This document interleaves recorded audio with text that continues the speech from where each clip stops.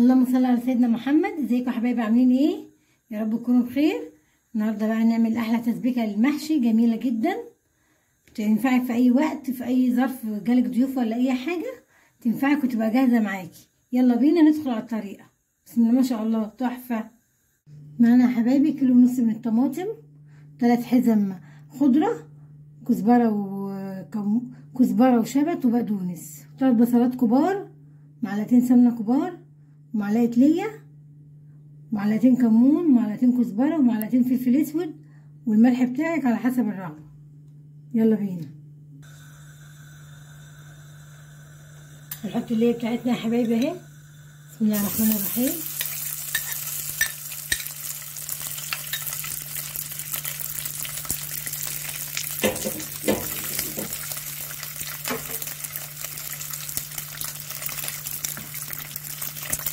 كده تسيح، هنحط معلقه زيت واحده كده عشان تسيح الليا معانا.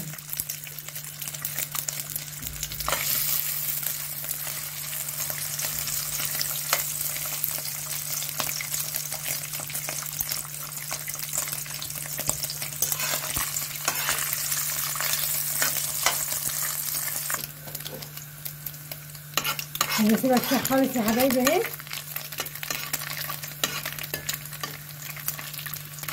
عشان انا هشيل الحاجات ديت، مش هخليها في التقطيع يعني في التسبيكه. مساحت خلاص، هنشيلها بقى. السمنه بتاعتنا، بسم الله الرحمن الرحيم. هننزل بالبصل بتاعنا،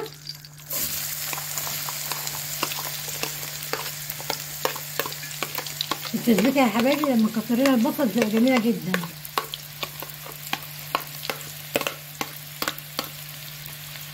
اتكلمي. بس البصل بتاعها لما يكون كتير ما شاء الله جميله.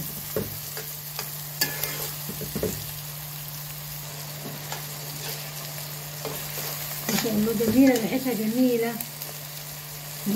جربي كده تسبيكه المحشي بالليا، تحفه تحفه وريحتها جميله.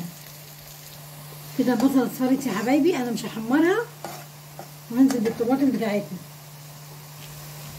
بسم الله الرحمن الرحيم.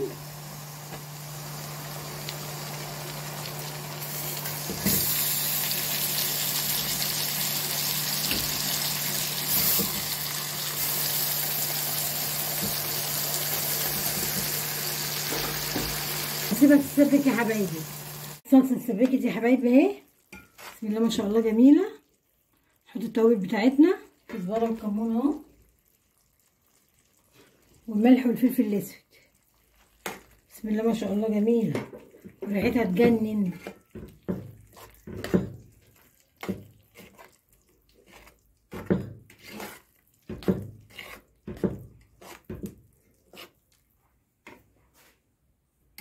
هنحط الخضره بتاعتنا، بسم الله ما شاء الله.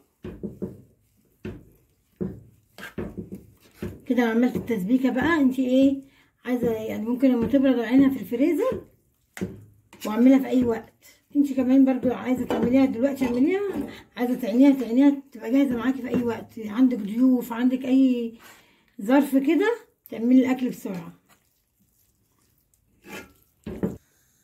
احلى تسبيكه محشي، بسم الله ما شاء الله، ريحتها جايبه اخر الشارع.